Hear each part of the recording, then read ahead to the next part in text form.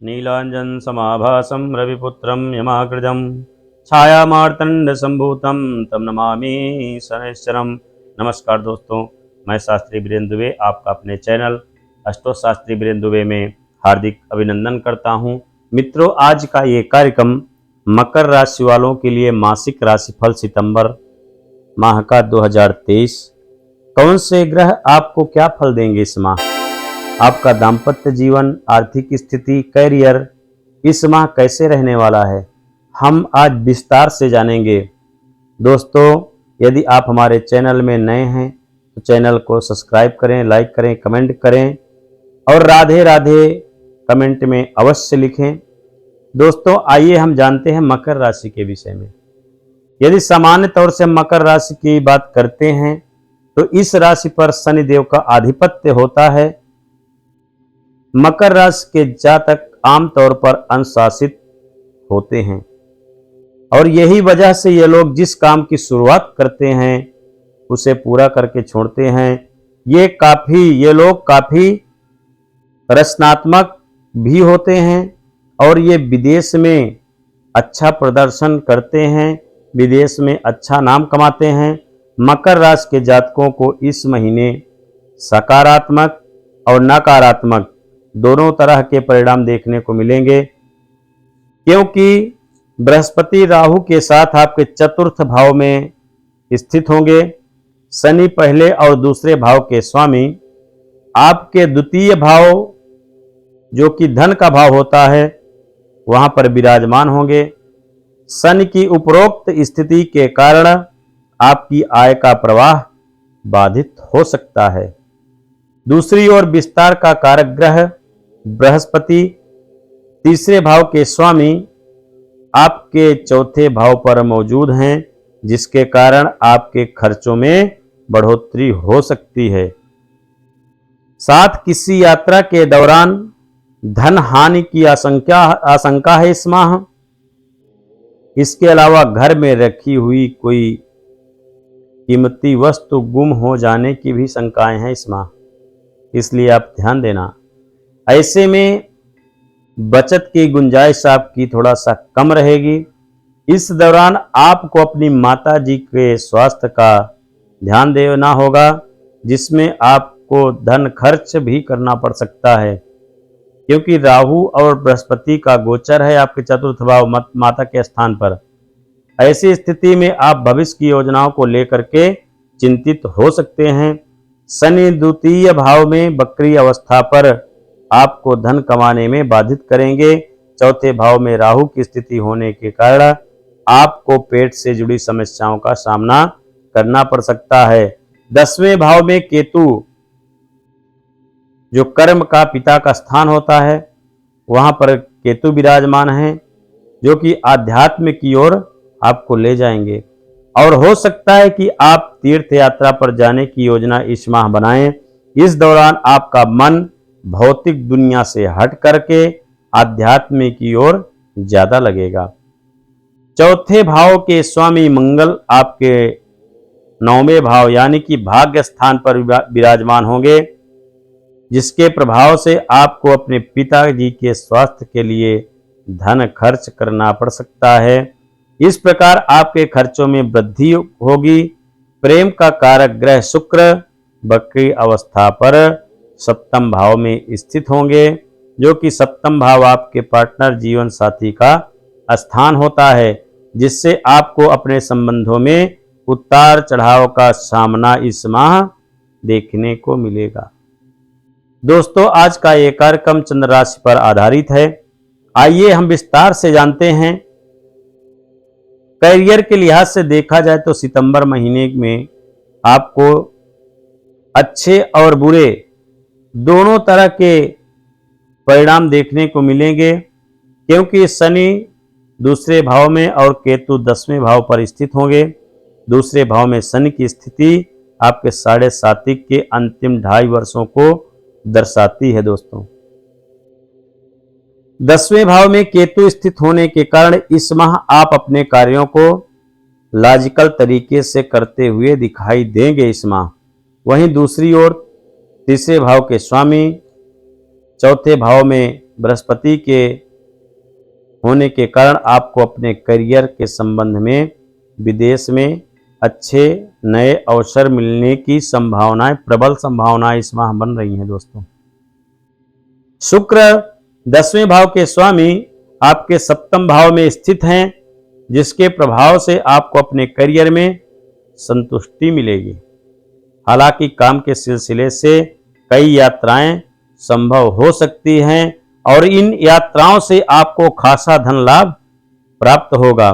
जो लोग बिजनेसमैन हैं, स्वयं का कार्य कर रहे हैं, व्यवसाय कर रहे हैं खुद का, उन्हें इस माह उम्मीद से ज्यादा धन लाभ होने की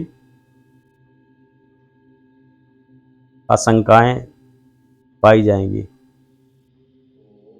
मित्रों, आर्थिक स्थिति देखते हैं तो आर्थिक रूप से देखा जाए तो इस माह आपको धन लाभ और खर्चों का दोनों का सामना आपको इस माह करने को मिलेगा। शनि आपके 2 भाव में वक्री अवस्था पे होंगे, जिसके कारण आपको धन लाभ आसानी से तो नहीं होगा। ऐसे में बचत करने की गुंजाइश थोड़ा सा आपको कम दिखेगी। कुंडली के 4th भाव में स्थित गुरु आपके खर्चे को बढ़ावा दे सकता है। संभावनाएं है कि आपके ज्यादातर खर्च घर परिवार में के संबंधित होंगे। 4थे भाव में बृहस्पति के साथ राहु स्थित है और यह दर्शाता है कि आपको मजबूरी में धन खर्च करना पड़ेगा और इससे आपकी आर्थिक स्थिति गड़बड़ा सकती है। आपको सलाह दी जाती है कि इस माह धन से जुड़ा कोई भी बड़ा फैसला लेने से बचें, अन्यथा आपको बाधाओं से आप परेशान हो सकते हैं। इसके अलावा 7वें भाव में शुक्र वक्री अवस्था पे होंगे, जिसके कारण धन लाभ में दिक्कतों का सामना आपको दिखेगा। जो जातक खुद का व्यवसाय चला रहे हैं, उनका अपने बिजनेसमैन पार्टनर के साथ बात विवाद होने की शंकाएं हैं। ऐसे में हो सकता है कि आप अपेक्षित लाभ कम कमा पाएं, आर्थिक नुकसान होने की संभावनाएं पाई जाती हैं। स्वास्थ्य सेहत के लिहाज से इस माह आपको बड़ी स्वास्थ्य समस्याओं का सामना नहीं करना पड़ेगा, क्योंकि शनि चंद्र राशि के 2 भाव पर होंगे। हालांकि आपको छोटी मोटी समस्याएं जैसे कि आंखों में दर्द, दांतों में दर्द आदि का सामना करना पड़ेगा, क्योंकि शनि 2 भाव में वक्री अवस्था पे विराजमान होंगे। 4थे भाव में बृहस्पति मौजूद होने के कारण आपको परिवार के स्वास्थ्य के लिए धन खर्च करना पड़ सकता है इस माह। दूसरी ओर 4थे भाव में राहु स्थित होने के कारण आप सिर दर्द और पाचन संबंधी समस्याओं के शिकार हो सकते हैं। 4थे भाव में बृहस्पति और राहु दोनों के होने से आपको मानसिक तनाव भी इस माह रहेगा।